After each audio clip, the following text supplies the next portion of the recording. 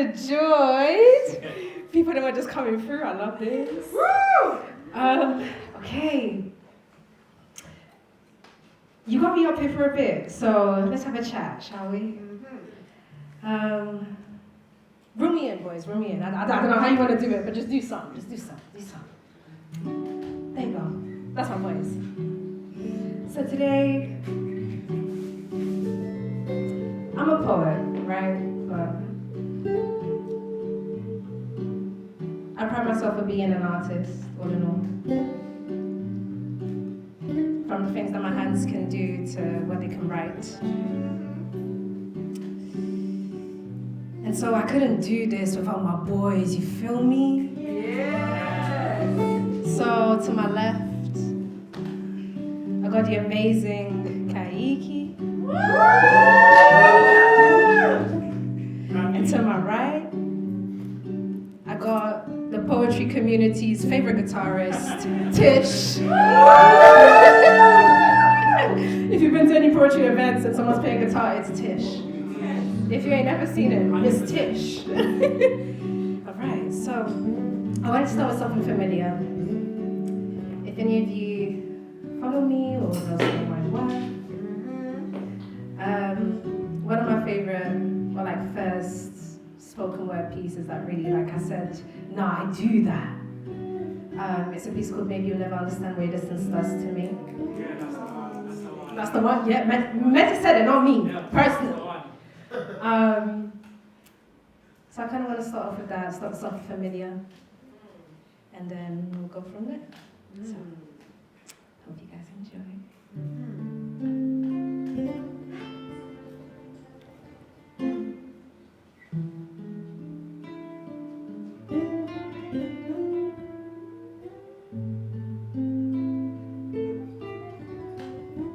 They make you cry, innit? Jeez. Maybe you'll never understand what your distance does to me. I, the child of immigrants, have the hereditary gene of distance. Built in my DNA to be okay with love from far away, I know how to make do with the physical and replace it with the digital. I know how to be digital with the physical, and trust me, I can shut down on command. Yet. Only in my 20s, still so infantile, my desire for a shoulder, a hand, and a cheek to lean on, and so my weight flops onto yours. And you sank in my drowning cargo, so maybe you'll never understand what your distance does to me. Because no, I hate that you're busy all the time. I hate that we don't have time to be together all the time. I hate that it takes me time to tell you how I feel, and that's really what I wish I could say to you, but I digress. And like a stray in the night, I cocoon back into my life and just continue life in life, understanding that you're actually not mine. We just soul together. And even though I know that to be the truest thing I have ever felt, you may still never understand what your distance does to me, because when I say I miss you, I really mean I love you.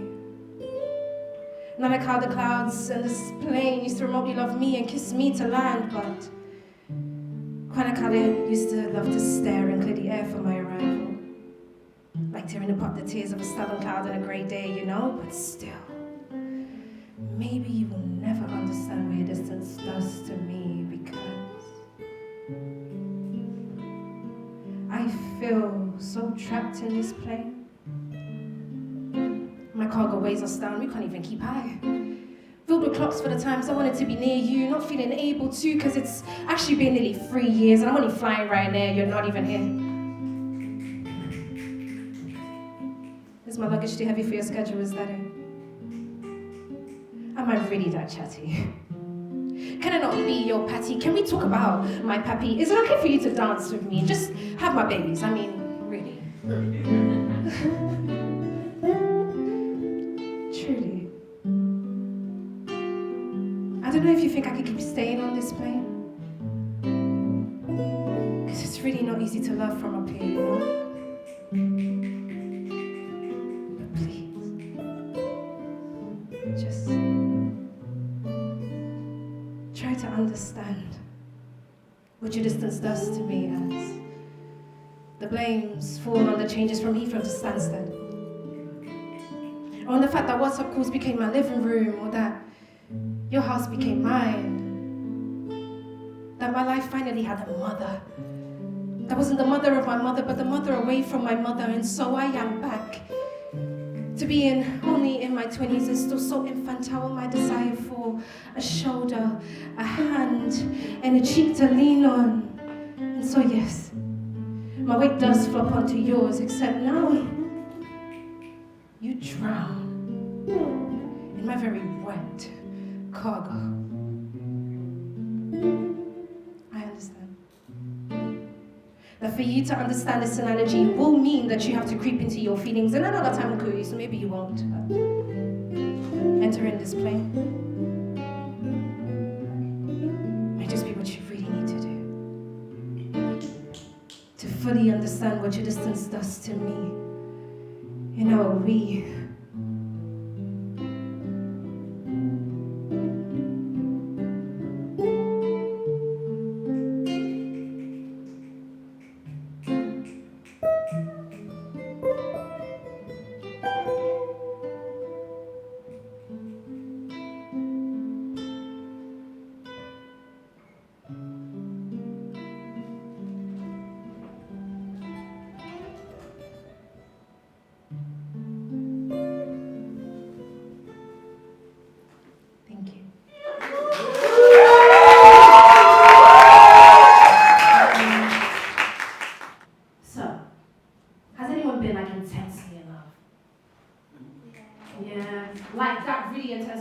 When you enter a space, you can't really breathe.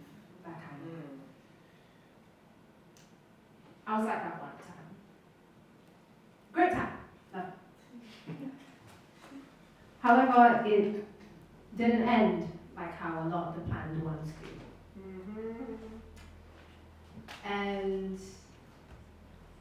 you know, it was a healing process, as you do. You heal and you go through life. But then it brought a lot of questions in me, and I had to sit with myself and think about a lot of things. And there was one time where I was just like, am I just addicted to love? Like, is this what I am now? Is this what I've always been? And so then I spoke to a really great friend. And we're having these conversations about figuring out best case scenarios. So like, if you were to see people again, or if you were to have these chats with people, with these really intimate people in your life that are no longer there, what would be the best case scenario? Like, how could you envision that? And for this individual, I started it off like this.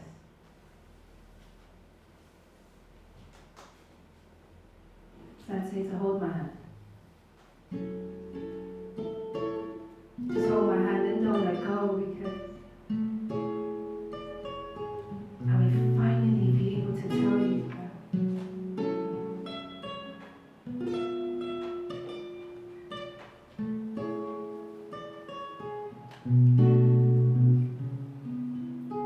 I might just be addicted to love.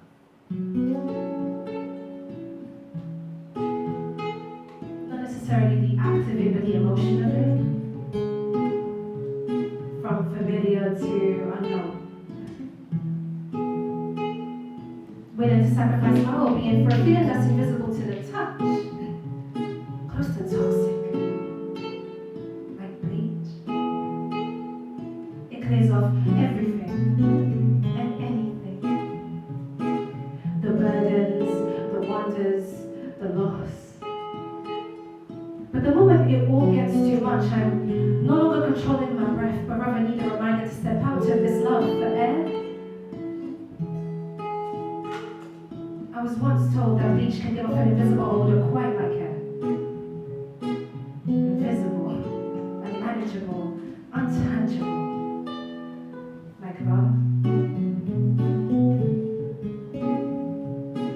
An entity I can only see if I'm blinded by it.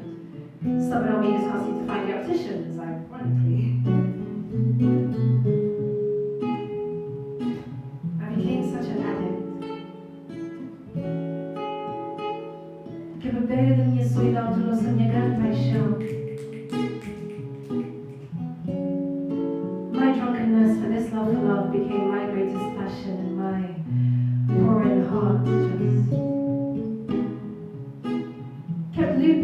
this act of giving.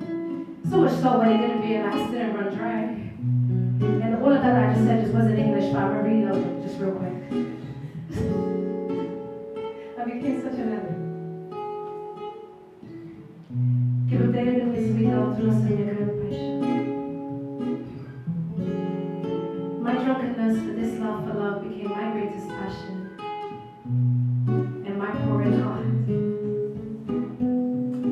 Just kept looping on this act of giving, so much so that I didn't realize when it ran dry. And it wasn't until I needed to pour inwards that I actually realized all I actually had left were other affirmations for my well-being.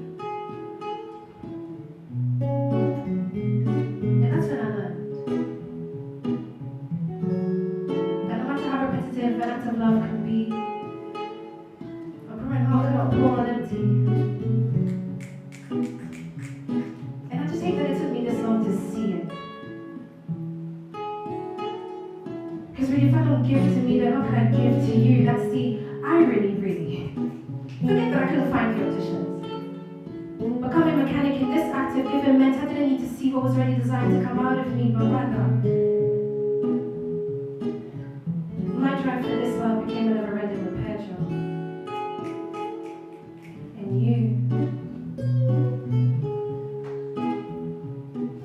you became my first project, designed to absolute perfection, but like a true addict. I fell in love with wanting to fix you just so you could see why someone loving you like me could sometimes look like a bee looking for nectar. My kryptonite wave moments for solitude. So much space to swarm warmth into you, and so I stuck my sweetness into your heart. Just so you could feel how strongly and intensely I could love you. Little did I know, honey's not only sticky but clingy, washable to a degree. One that would eventually wake me back to reality. And that's what I thought, I could never really get rid of you, you know, because a bee is really only wise when it carries out its design to give, and so I gave and I gave.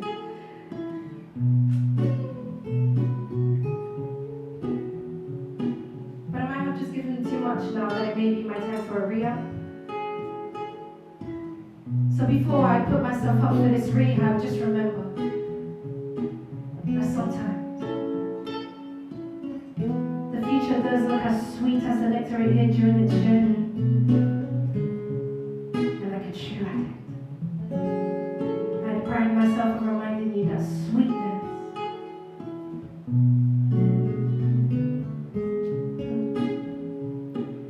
sweetness looks a lot like me.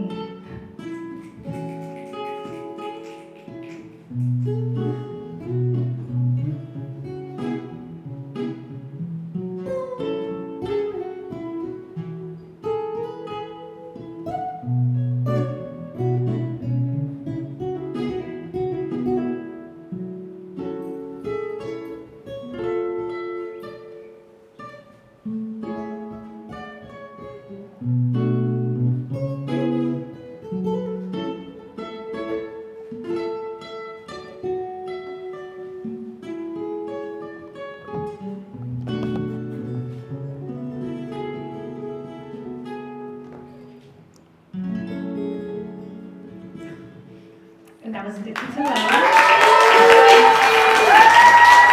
This is what I've classified as my last one. But listen, I promise you this last one's gonna take a while, so take it in. We all have that one piece where you're like that's your piece, you know? And I think for me, this may be one of my very first pieces. And it started off in a really intense heartache, because that's just been my year. I've been healing from that, writing about it, letting it go.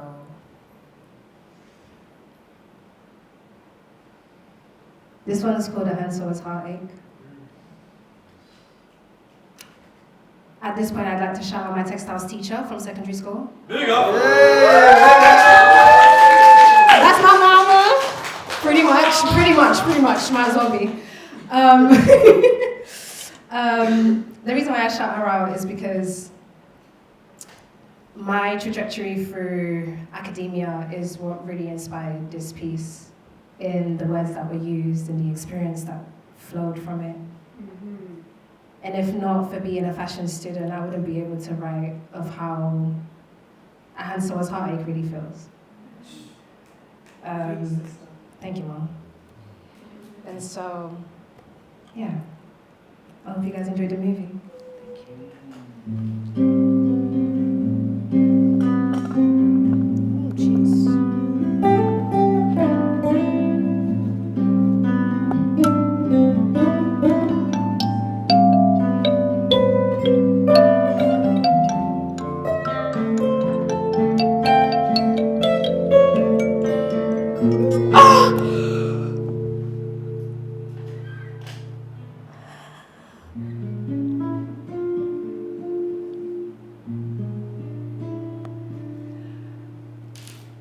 I caught it. My heart.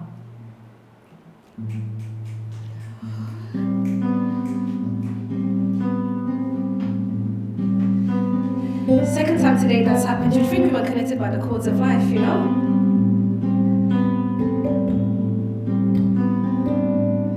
And in case you're wondering why it does keep happening, I've managed not to stitch myself up properly. There's a scar right where it resides. So big I cover it up with appliques just to make myself look pretty.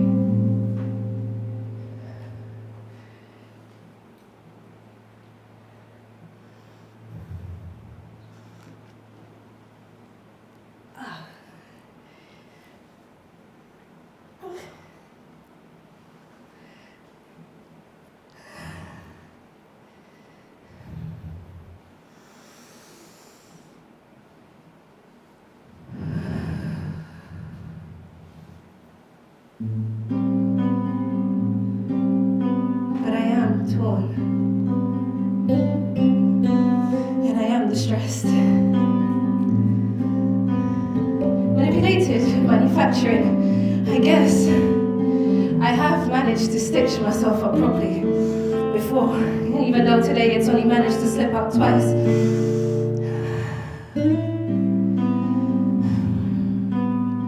2 days ago, you hung on my kitchen table. 4 days prior, I cooked with it.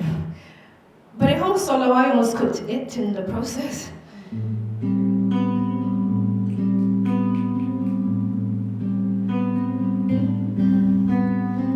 A week ago, it managed to pump blood without any intervals. A month ago,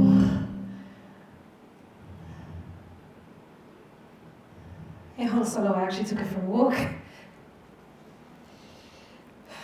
A year ago,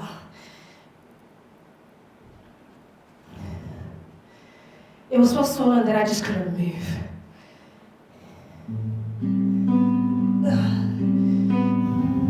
Breath skipping,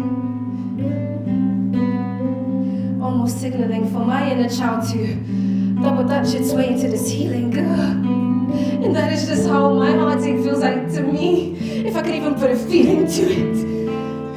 I am constantly heart-sitting, and even though days get better and I get stronger, I stitch myself up together. You may still never believe me if I told you I'm actually a graduated hand sewer, so I should really know better. But with this craftsmanship comes delicacy, and really I should breathe it within me, so for goodness sake, Tiffany, please just finally stitch yourself up properly. But please know I already know what is wrong with me, and that is that I do not know how to be delicate with me. I've already wounded what my autopsy could look like. wants to rip this tear wide open, from my neck to my feet. Whilst my heart pulsates at the speed of a seamstress's foot in a pedal of an industrial machine, yet there is no enough time, there is no enough years, there is no enough expertise to patch me up yet, because every tear, there's something new.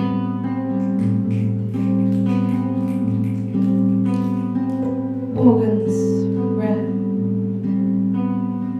flesh bare, exposure to the air, and I just lay here and oxidize completely bare. Get darker and leave with a deeper realization of how dark I can actually be. But do you see? As I've been speaking to you, my heart actually hasn't left me yet. Clearly, there's something here to keep. Something to keep pumping blood through me, right? But still, the same way I have been ripped open, I'm also expected to whip stitch myself back into anatomical perfection. But what if my liver decides to leave me next? Or my kidneys? Or what if I am stuck, applying endless motifs to endless unsupported scenes? Or what if my chords of life just stop giving life? And I'm constantly in this battle between my needle and I.